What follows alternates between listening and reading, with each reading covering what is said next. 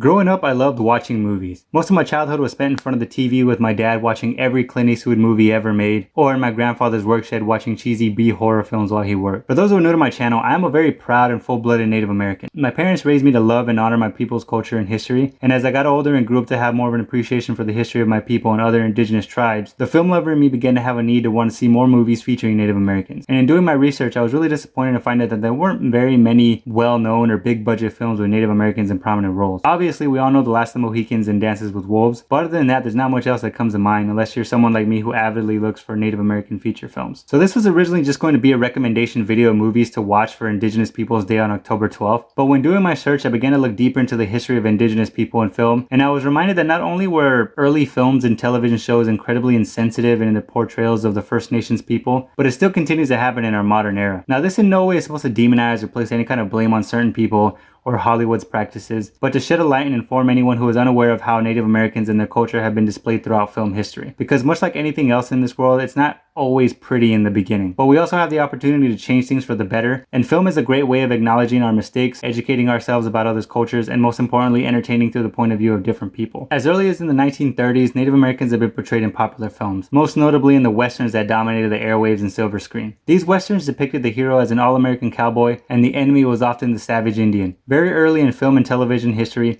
when Indians were featured in speaking roles, these parts were played by non-native actors. It was not uncommon for white actors to be in red face, red tinted paint applied to the face and body of a non-native actor to give the appearance of indigenous heritage. At a time where the film industry was not in the business of making Native Americans legitimate film stars, it's only natural that the producers and directors would call upon white actors to portray the role of the red man. Even if it was the norm for the time, it doesn't excuse the fact that it was incredibly insensitive and immoral. From 1930 up until the 1960s, the practice of red face and portraying natives as savage killers was rampant in popular Western films and television. It was only until Broken Arrow was released in 1950 that a positive depiction of Native Americans was put to screen, albeit even if the actor playing Cochise, Jeff Chandler, was in red face. Since then, we've had a host of films prominently featuring the Native American people and their culture. And actors such as Wes Studi, Graham Greene, Adam Beach, Gary Lightfoot Davis, Gil Birmingham, and Gary Farmer have led the way of introducing the culture and the history of the indigenous people through film. Though there hasn't been very many, native actors have made their way into comic book films, a great look for the culture considering comic book films are seen by people across the world. Boo Boo Stewart played Warpath in 2014's X-Men Days of Future Past, Adam Beach played Slipknot in 2016's Suicide Squad,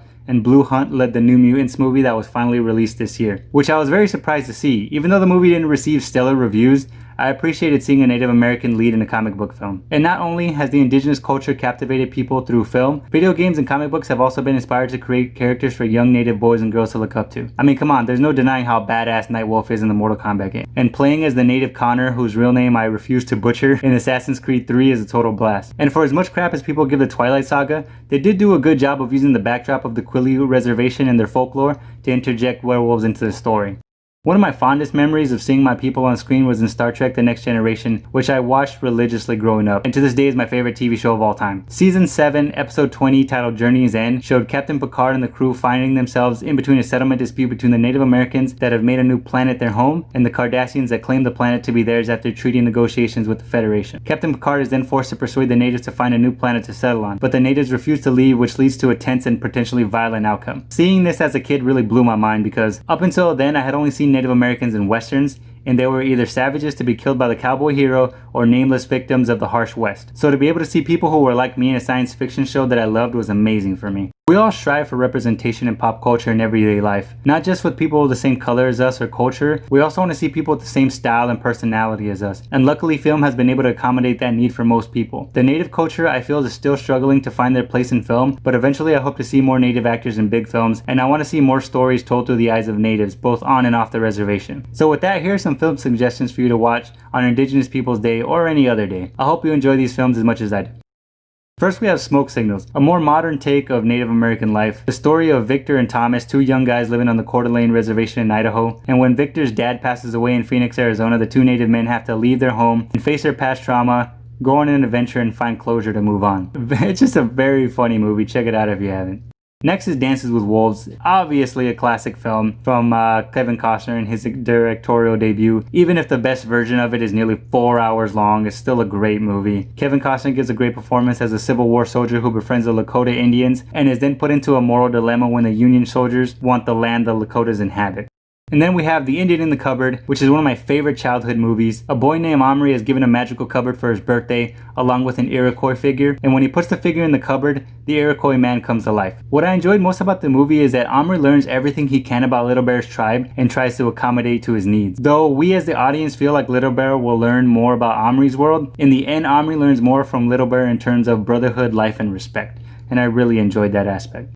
In Woman Walks Ahead, starring Jessica Chastain as Catherine Weldon, a portrait painter in 1890s New York sets out to find the famous Native American Sitting Bull in order to paint his portrait. The film is based on a true story and follows two people from very different worlds learning from each other and the turmoil between Sitting Bull and the US Army leading to the horrific Wounded Knee massacre. I was very surprised but also very glad that they decided to put in the massacre of Wounded Knee because a lot of times history and also film likes to gloss over our very tragic moments.